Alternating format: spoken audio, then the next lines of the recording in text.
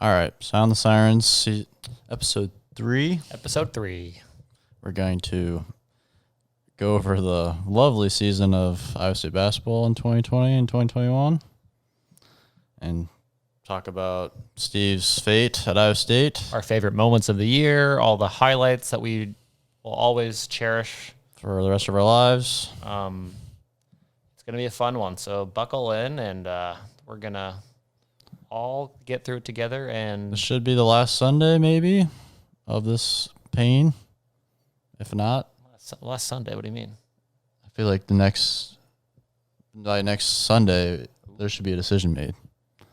Either time to stay or time to go. And we're going to break down the list of reasons for him to go and then the list of reasons him to stay. So, starting off, we'll talk about the season. Favorite moments. Coming into the season, I don't really remember my expectations for the season. Do you remember? No, I mean, we were so into football that it was basketball starting? I mean, I feel at the start of the year we thought, oh, there's no way it's going to be as bad as last year. Yeah, there's no way it can be worse than that. And where are we wrong? We were about as wrong as you could be. Yeah. So we started out the year beating Arkansas Pine Bluff, a hell of a team. Not sure how they finished this year, but we beat them 80-63. Yeah, it looked really good. Jalen Coleman-Lance had a great game. My dad, after that game, was like, we're going to make the tournament. Shout out to Craig. Yikes. Bold prediction, Craig, but... And then soon after that, things went downhill with a loss to SDSU, who I don't think they had a great year. They didn't win their conference tournament, so they're not going dancing. Yeah. But that's okay.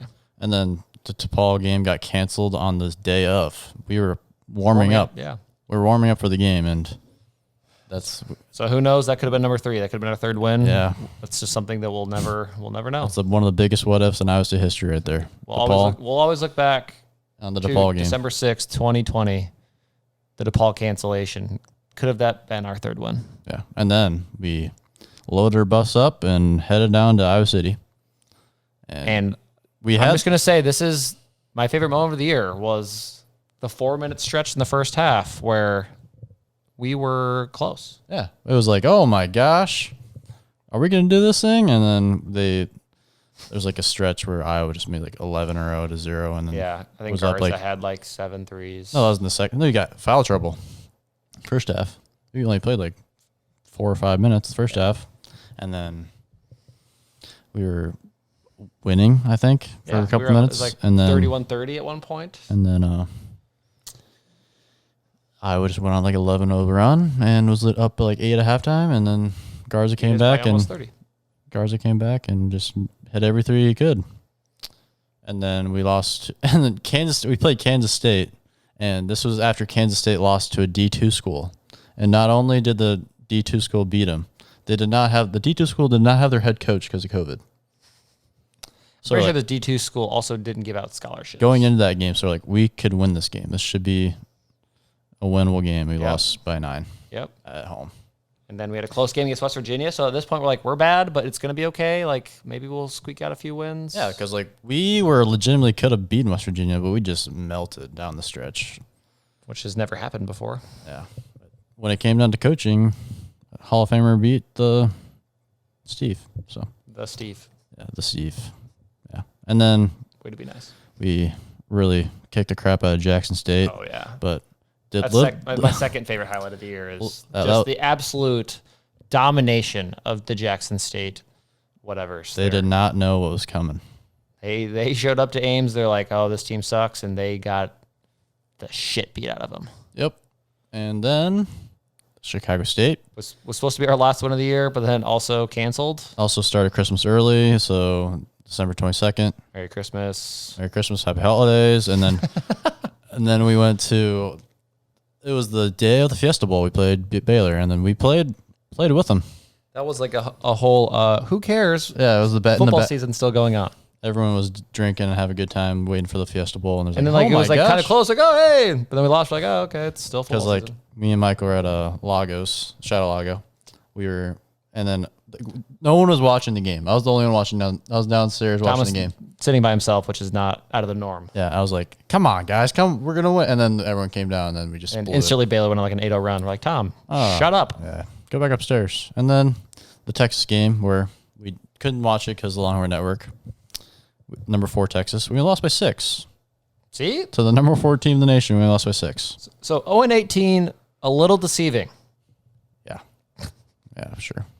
And then the COVID hit Iowa State, or like the teams were playing. Which is my third favorite part of the year, is just that 3-week period where we didn't watch Iowa State play. Yeah, that was a good break and then like, oh, we got a break.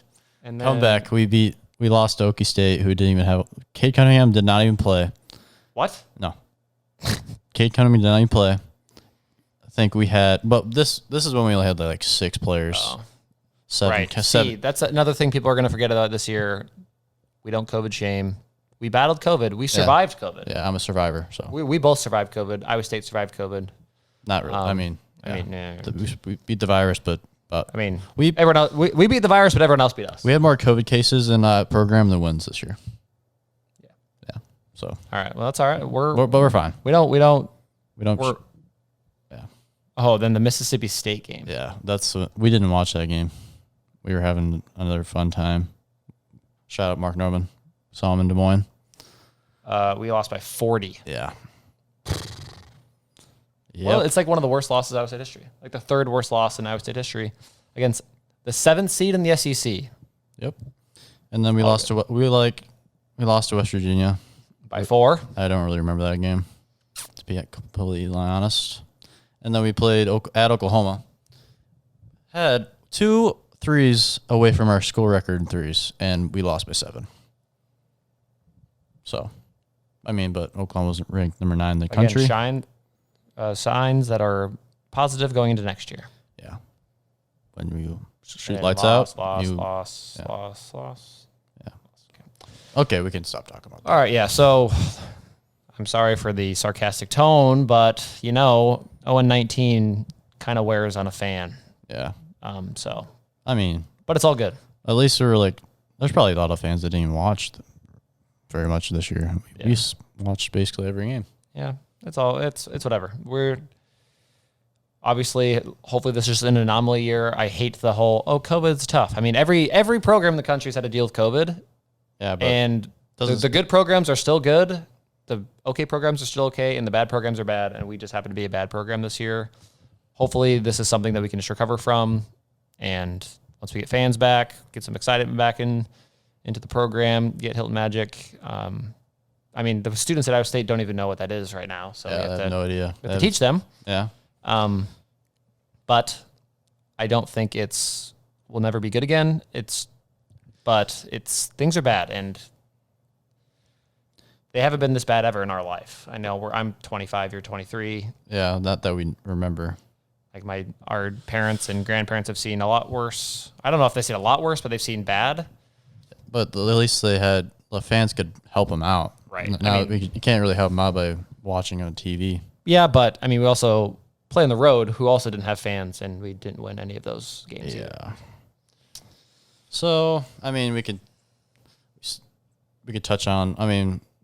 It's for reference. It's Sunday before the brackets come out. Yeah, a couple hours before the brackets come out. Illinois is about to tip off against Ohio State. And go Illini. We watched Iowa lose to Illinois. That was pretty satisfying. Kofi Cockburn is the real deal. He's a man. Yeah, he absolutely ask Luka Garza if he's a man. Demolished Luka Garza, which was fun to watch. Yeah, but I think he was going to demolish anyone. Yeah, no, he's good. He's really good. Luka's really good too, but Kofi Cockburn is. Anytime announcers comparing you to Shaq, you're pretty darn good. Not a bad. Yeah. Shaq, Kofi Cockburn, Solomon Young. Yeah. People forget. But before that game, or the night before, Conor McCaffrey went after your boy. Yeah. Chris Hassel. Chris Hassel. I've been a Chris Hassel fan for many years. Kind of biased how he did a story on you, but it's all good. Yeah. But he's a huge Hawk homer. Yeah, and now he's in the national media, and Conor McCaffrey comes after him for a pretty. It wasn't even like an egregious tweet. He was just like it wasn't really sarcastic. Like, hey, are we going to do this again?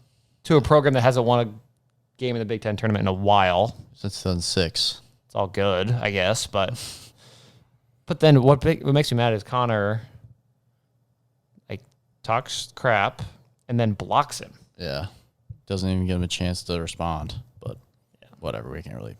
Whatever, like we're a big Connor. We can talk crap with McCaffrey's all we want. We're a big Connor McCaffrey podcast. They're coming on the show next week, so yeah, Fran segment would be fantastic. I mean, hey, Fran. We're in Iowa City, so yeah, we are. You have an open invite, Fran. If you want to come on the pod, come on the pod. Connor and it's all right. Yeah, Connor can whatever. Next on the list. Moving on, we can talk about Steve Prohm.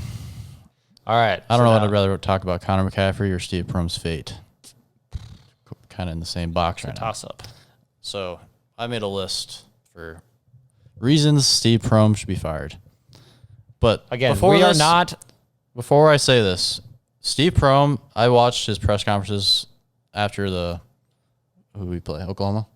Big 12. He treats the media fairly. He's so nice to the media. Even like it's probably like the low point of his college career, but he still answers every question fully. He's not a smartass about it. He's not like, hey, that's a dumb question. Like he's owned up to this crappy year, which like I think a lot of coaches in the country wouldn't. That is not by any means a reason for him to stay. I know, but it's still really nice how. Imagine if Fran was in this position, getting asked these questions. I mean, Fran was mean to the media, and they're going to be a 2 seed. But I mean, would you take that or where we're at right now? But anyways, so I'm just still saying that's really nice how Steve's. Yeah, this is not we hate Steve. Like this is just our opinions about how things have gone and where we think they should go. I don't think criticizing over someone like getting paid millions of dollars for a job to coach a game to win. Yeah, and he's one of the highest paid public employees in the state. Like this isn't like I know Steve has dealt with some adversity, maybe, but we're also criticizing the execution over the last 6 years. So, and you could separate the criticizing him for his job and human being aspect. Right. I feel like. Yeah, for sure. And I think some fans have some trouble doing. They can be really a-holes. To say like there's no reason to attack his family or like. Yeah.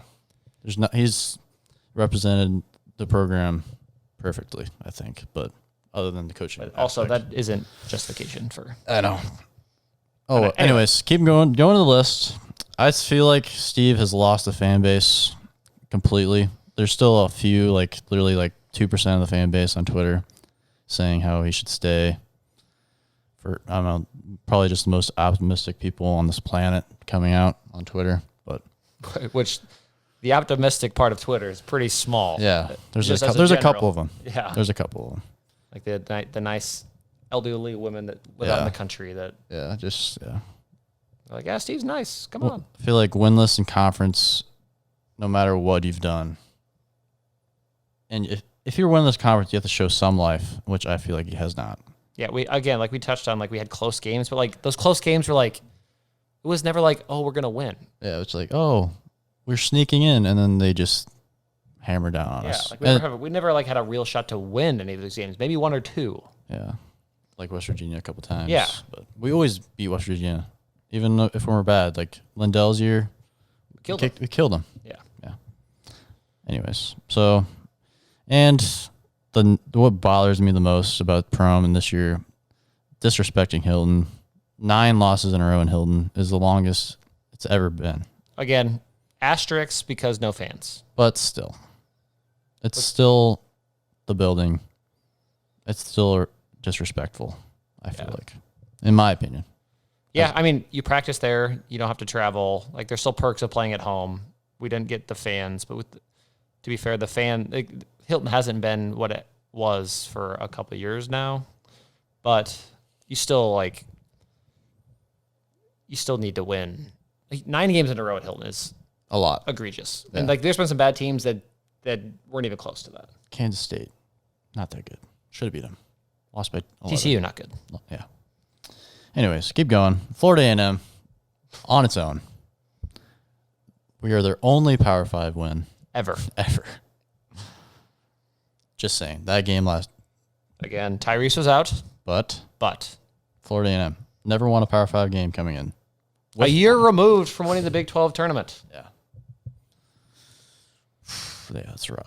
A year removed from winning the Big 12 tournament and beating the team that played in the national title game. Yeah, that Florida A&M game was on New Year's Eve. It's a really rough way to start the night for New Year's Eve. Yeah, bringing in 2020, which we should have all known that 2020 was going to suck. Because we lost to Florida A&M to kick it off. Oh, gosh. Literally an hour before the year started, so it's all good. Steve, this is a mind-boggling stat. 3 out of the 6 years he's been at Iowa State has not won a road game.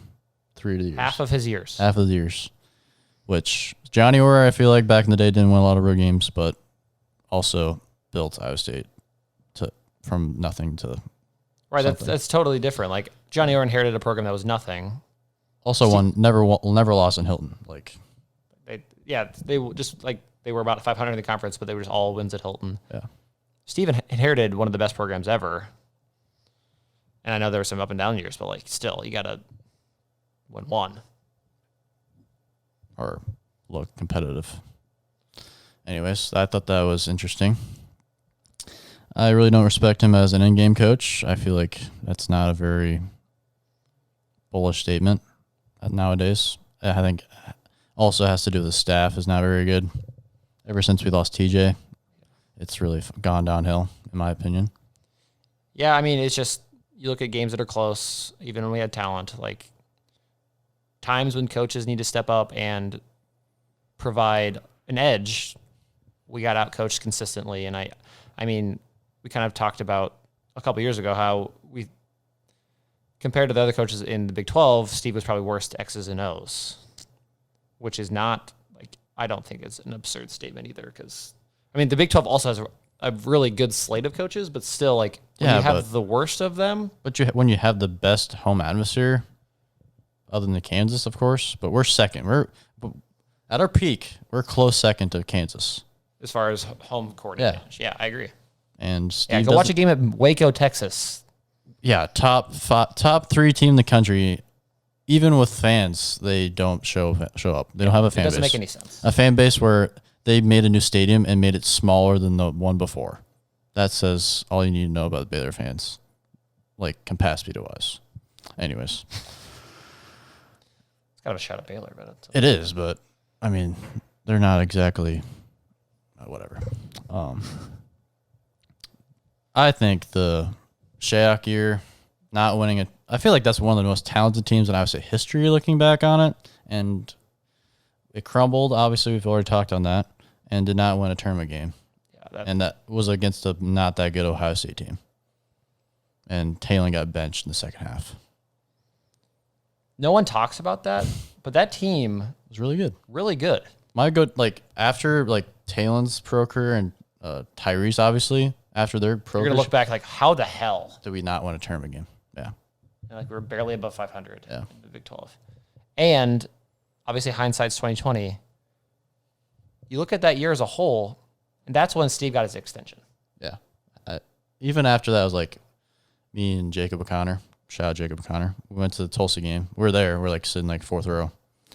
We were so mad after the game. It was so frustrating. He scored 59 points. Yeah. It was Shayak. If Shayak didn't show up that night, we would have lost by 20. That I remember. Anyways. Another stat that I thought was crazy. Add up the last 2 seasons of Steve Prohm's era. Still doesn't amount to Wayne Morgan's last year. In total wins. In total wins, yeah. So the year of Wenger, yeah. When Wayne Morgan got fired, but some fan bases pointed out to me once that it wasn't just because of wins. There was some recruiting stuff going on, but what I remember it never came to anything. We didn't get punished for it. Yeah, exactly. So I don't know. I don't know the whole story on that. I was 7. I'd love to hear the story on that by someone, but anyways. Yeah, no, it's not good. That's not a good stat. No, that's really bad. That's as bad as it gets, in my opinion. And if he keeps his job and that stat exists. Anyways. I'm sensing some hostility. It's just so frustrating. Like watching Iowa yesterday, like they're playing competitive basketball. Competitive. Iowa's going to be a 2 seed. Yeah, like we are the worst we've ever been. It's just when Steve inherited, we can't talk crap about Iowa fans at all right now. They own us in Bill Sports. We need some ammo. But also the program Steve inherited, we owned Iowa. Yeah. Iowa wasn't good then. Yeah, we owned Iowa, and then we had 7 NBA players, and we snuck out a win.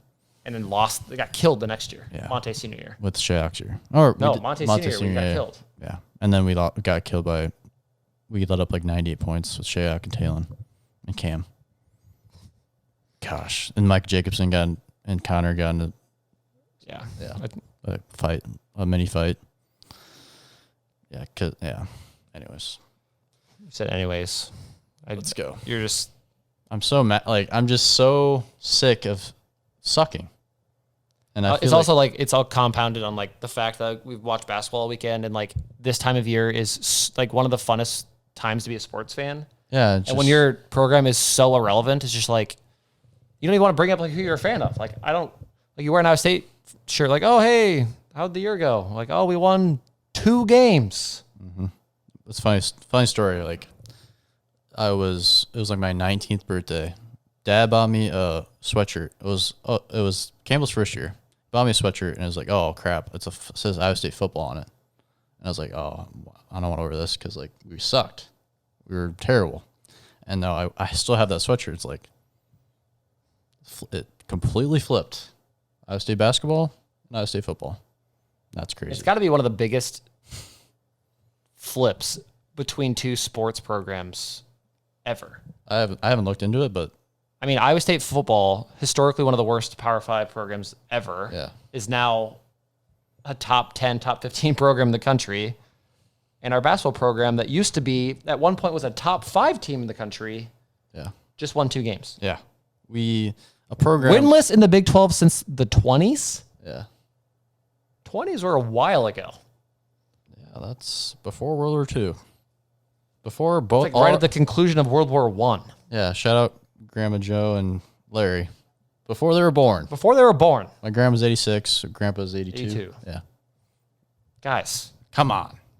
We're better than this. Anyway. Okay, well. So we need I think you guys get the point. There's a few reasons that we think Steve probably shouldn't come back. And my last point, the fan base needs some juice so we can sell lots of season tickets next year to make up and for COVID. It'll take the smallest amount of juice because football is going to fill a lot of our fan base with. Sell it every game. It's going to be nuts. Yeah. So like we can just parlay that with a little bit of excitement about basketball, and it'll be a fun year. Yeah, build the bridge. Start the Kansas City. The bridge. Have you seen that bridge? The bridge for what Jamie came out with a couple weeks ago. Yeah, across university. Yeah, it's gonna be sick. Yeah. And we'll just sneak on the Steve's cases to stay. This is what we came up with. Number 1, by far, the buyout. Yeah, I think it's $3 million, 3 or 4 million, maybe even 5 million. I don't know. It's a substantial amount of money for a year that had a historic loss in revenue just because of COVID. So I think that's a fair. It's fair that it's a reason for him to stay. Again, hopefully our network of donors penny up has a belief enough in Jamie to kind of make things happen financially. And I think, especially with the football season coming up, that money will work itself out. So hopefully that's not the only reason he stays if he does. Yep. And and an excuse that I've heard is no crowds in Hilton because of COVID, kind of. Because, like, Hilton picks up teams no matter how good you are. For sure. But which could have snuck more wins in there. But also, you can argue then win a damn road game. Yeah.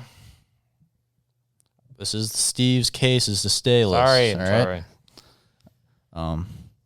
Fire staff and revamped somehow. Go after Charlie Henry on Alabama staff. Similar to what happened at the end of the McDermott era. They kind of cleaned house and then hired Nick Nurse. Yep.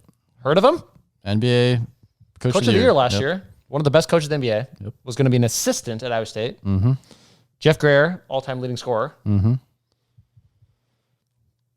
Pretty good. And then also Nick Nurse's top assistant on the Raptors was also going to coach at Iowa State. Yeah. Pretty darn good.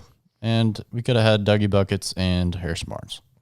But we didn't offer Dougie Buckets. Because his own dad, who's had a rough couple weeks, by the way. Not the best talent evaluator, obviously, because your own son was National Player of the Year twice, I think, right? He is 8th all-time in college scoring. Yeah. You can't play in the Big 12, buddy, even though I've taught you how to shoot. But originally going to UNI, and then he's like, I got the job at Creighton. You're good enough to play in the Missouri Valley. Yeah. That's mind-boggling to me. Moving on. Doesn't get talked about a lot. Yeah. Fire staff. Potential shooters. Potential suitors for next year's job. The few pieces that potentially we could build around Xavier Foster, Tyrese Hunter, and Blake Hinson. I watched highlights of him today. Blake Hinson's going to be good. 6'7" wing that can shoot. Yeah. Didn't get talked about a lot. I think he had some medical issues this year. Should be back, though, maybe. Be back next year. It's a solid core. We still have a lot of work to do, but I mean, obviously, it's probably most likely that they stay if Steve stays, but hopefully, if we do fire Steve and hire a good coach, they can convince them all to stay, and that would be best case scenario, in my opinion. But all right, so say a week from now, we're sitting here talking with you guys, and Steve has been fired. Who do we want? I know most people have a name in mind. Some people that are arguing against it, I don't understand. Other than money, I think this is the best choice. Is Dane Altman? No. Fred? I feel like we're long shot, not going to happen just because of money. The timing didn't work out. It wasn't meant to be. I still hold out hope that he will coach for Iowa State someday again. But we can make a whole podcast on the trauma of him leaving to the fan base, I feel like. The thing is, it was so delayed because we still had George and then Matt Thomas for 2 years. So but he delayed the decision so long that it kind of hurt Steve. Us. Yeah. Especially that first recruiting class. Yeah. Dana, and then Fred, and then I think Dana Altman. Apparently the rumors on Twitter are that Dana Altman potentially has reached out to Iowa State about interest about coaching here if there were to be a vacancy. I don't understand. It kind of came out of nowhere. I mean, Dana Altman's been really good at Oregon. He's had a ton of success. Made a Final Four. Has recruited some really, really talented players to leave to come to a hemorrhaging Iowa State program. It would be awesome. I think Dana probably X's and O's probably a better coach than Fred. Okay. I think the argument can be made. I mean, the excitement for the program would be higher with Fred just because of who Fred is and what he's done. Fred's the perfect fit for Iowa State. Should have never left. Yeah, I mean, the guy who grew up in Ames, played high school in Ames, played college in Ames. I'm not sure what he was searching for in the NBA, the Bulls. Yeah. Hindsight, obviously, 2020. Fred is still our coach. The tone of this podcast is very different because we're probably Selection Sunday to see where we're going to go. We're probably reacting to after the bracket comes out. I know people. There's a population of fans that are like still moved on from Fred. I'll never move on from Fred. No, he is the poster child of Iowa State. He can sell Iowa State more than anyone. The moments he gave us as a coach. He's the perfect story for Iowa State. He grew up a ball boy. He gave Jeff Hornacek a sprained ankle. Yeah. Was coached under Johnny Orr. All-American player. Johnny Orr to Tim Floyd. Yeah. He's been under gosh. It's just... It happened a while ago, and it still makes stinks. Me embarrassing mad about it. Still stinks. Yeah. Anyways. TJ. Should have been our coach to begin with, in my opinion. I mean, you go back and look at the short list for those but I'm paying attention to home. Yeah. Our short list, Steve Prohm, TJ, who is on the staff already. Yep. Brad Underwood, who is currently playing in the Big Ten title game for Illinois. Yep. Chris Beard. Yep. Who did you pick? Like Chris Beard, probably? Him or Brad Underwood? Yeah, Brad Underwood was pretty darn good, too. Because Brad Underwood had 1 year at Okie State, was good, and then left Illinois, and now Illinois is a 1 seed. Probably one of the second best team in the country. They look good. They were really good yesterday. I mean, Talon wanted to play for him. Mm-hmm. And what if Talon could go? Yeah. I think Steve's already gone. Yeah. Yeah. I didn't realize it until like last week of who our lists for coaches were. Holy crap. Yeah, that's a whiff. And Steve, again, Jamie has been awesome for Iowa State. Iowa State is a lot better than where Jamie inherited it. And Matt Campbell is a huge reason for that. And Fred. Matt Campbell, Fred, 2 home run hires. Yeah, he gets most of the coaches right. Right. But when you look back at that list, 2 awesome coaches, 1 coach TJ is a good coach. I think the jury's still out as far as where he fits in the national. Yeah. As far as the national prowess for coaches, he had success at NDS or SDSU, UNLV. We'll see. But I think smoothest transition as far as like who to replace Fred. TJ would have been easy because he was on the staff. All the players knew him. And I think they wanted TJ to be hired. But he was he was like Fred, a never head coach. So it would have been another risk, quote unquote. So but then you just look at Chris Beard and Brad Underwood, like, what are we doing? You're the manager for the first semester. Like, was there a lot of tension going in, or was it like the smooth transition? I mean, I was working basketball camp when Steve was hired, and it was kind of like up in the air. The manager were like, we don't know if we have a job. The assistants don't know if they have a job. And like, obviously just for continuity reasons, like they were hoping TJ would get hired. I mean, obviously with the transition from like Fred and Steve are just very different people. So like, I think Steve ran practices a lot different than Fred did. But it wasn't like, there was no animosity towards Steve. It was just like a frustration of like, you've been having incredible success with the way things were done. And then you switch. It's just different. Like, I think human nature is like, you're going to push back a little bit. But again, I remember the conversation was like, Steve like ran an up-tempo offense. Like that's what we wanted with the current roster we had. And like Brad Underwood was known as like this defensive guy. But if you watch Illinois, they're up and down. They're good. The posts. I mean, obviously Kofi Coburn and AU, if that's how you pronounce his name, are studs, and like is a big reason why they're so good. But like they defend, but they also push the ball and score, and they just hit a 3 up 10. Yeah. Yeah, it's a bummer. That type of, that's the biggest what if in Iowa State history, in my opinion. If Fred stays, what happens? Especially like, because we got the transfers to kind of jumpstart the program. We'd missed out on a few 5-stars, hashtag Rashad Vaughn, but hashtag Diallo. But like, I think if Fred stays, Diallo was going to come. Yeah, I think we would have got Miles Bridges too, because Miles Bridges and Monty Morris were like childhood best friends. Yeah, and hate to say it, but Diallo got paid by Kansas to not be at Iowa State, in my opinion. He didn't even play for Kansas. I know, but he like the FBA probe thing. There's definitely something that went on there.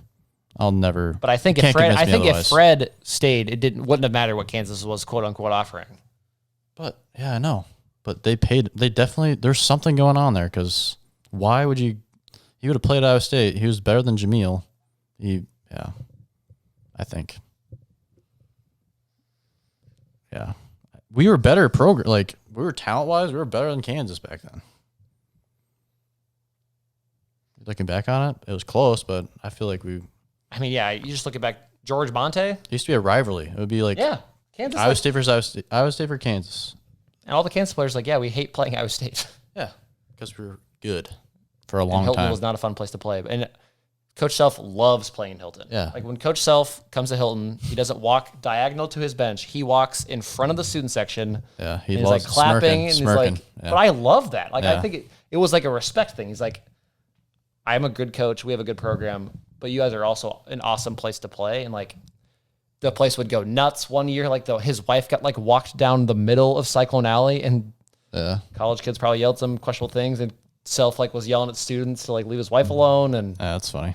Why the hell would you put yourself in that position in the first place? But yeah, it was awesome. I really like Bill Self. I think we'll see what the FBI investigation shows, and if there's sketchy things going on. You cannot argue that he's one of the best coaches probably ever. If he gets it's the new AD. Maybe he gets Canton. Man, come on down, Bill. Call us. We'll take you. Call us. We'll take you. Can you imagine? That'd be so funny. There's no way, but probably a better chance of Fred coming than that. Yeah, I mean, what do you think? Oh, we'll just to wrap it up. We'll pick our final 4 picks. I mean, this is before the bracket comes out, so it's kind of like yeah. Hopefully, and this is assuming COVID chills the F out. But no matter what, they're gonna finish it. No, I know, but I'm saying you choose a team today that gets COVID tomorrow, it's gonna be tough. Yeah, tough to make the Final Four. But sort of got Duke get skins because of the COVID. Replacement team, they end up a 2 seed. They finally have a bad year and they get snuck in there. Yeah, That's stupid. Suck. I guess I'll go teams I'm cheering for. And I think have a legit shot. Okie State is the team I'm cheering for. I love watching them play. I love their coach. I love how hard they play and how quick they can turn a turnover into points. And they get hot quick, and they just go on runs. And I think Cade Cunningham is the best player in the country, and they're just so fun to watch. So it's easy for me to cheer for a Big 12 team, especially a young coach, kind of a team that had been struggling the last couple of years, and just to kind of see them rise to success so quickly, similar to how Iowa State kind of came up a couple of years ago. And yeah, I think they're going to be a lot of fun to watch. And I mean, they're projected like a 2 or 3 seed now, which is crazy because they weren't ranked a month ago. Yeah. So they're finally getting respect, and I think they have the 5th best odds to win it all, which is wild. So I think Okie State, it'll depend a lot on kind of their draw, and if they end up in Gonzaga's region, that'll be tough. Gonzaga's the best team, I think, by a lot. If Okie State gets in Iowa's bracket, I feel like Okie State could kill them because they can. Okie State has so quick guards. Quick guards will be a problem posts. for Iowa, and they've got some athletic big guys, and enough of them. I think that they have enough fouls to give just to kind of wear Garza down. That would be a fun matchup. But yeah, I just love the way they play, and I mean the Baylor game was awesome. It was so fun to watch. Yeah, I didn't get to watch that. I was on the way here. But what about you? What team you? Just to come off of that, another negative Tom thing, but Okie State, Iowa State last year played in the Big 12 tournament. Where did the direction of the programs go from Okie State to Iowa State? Yeah, they're like 9-8. We almost beat them with Prentice Nixon went off that game. It was without Tyrese. The last college. I think that was the last college game on ESPN. And yeah, just saying. Okay, well, who am I cheering for? I'm cheering for Okie State. I haven't really watched college basketball. Iowa State being bad at basketball really just doesn't really. I don't have any reason to watch college basketball because I usually watch college basketball to know in March who we're gonna play. But Kansas is not very good. They're playing well right now, though. But they got COVID, so they couldn't play. Yeah, they might not even be in it. And yeah, they had 2 players out for COVID. I think was it COVID or was it hurt? COVID. Marner, McCormick. I think he had COVID. Yeah, Gonzaga. I haven't seen him play, but Jalen Suggs, first offer and from college. Was that from Iowa State? Paul Rhodes for football and basketball. Yeah. Yeah, I just want a Big 12 school to win it all. Yeah, it'd be fun. I want the streak for Big 10 to not get snapped, even though Illinois is really good. Really good. They have a couple teams that could win. Yeah. Michigan. I wouldn't mind Michigan winning it all, and I wouldn't mind Illinois winning it all. Yeah, I like Juwan Howard. I like Brad Underwood. Kofi Coburn is legit. Curbelo, their point guard for Illinois, is awesome. Yeah, super fun to watch. Looks like Naslong's brother. Yeah, they're fun. Baylor winning it would be awesome. Mm-hmm. I love Scott Drew. Yeah, Scott Drew was one of the biggest. One of the biggest Fred Hoiberg fans, probably still. Yeah, we beat them in the Big 12 title game. Scott Drew comes to our locker room before going to his to congratulate us. Yeah, pretty cool. Stand-up guy. Great coach too. Couldn't have gotten into a worse situation. No kidding. No one talks about that. Baylor was garbage. They had another player murder another player. That'd be like this situation, Iowa State. That'd be like Condit killing Bolton.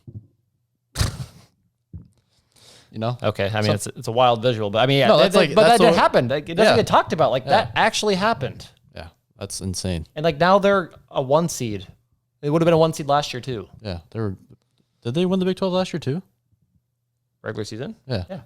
That's nuts. Yeah. So Scott Drew, always cheer for him.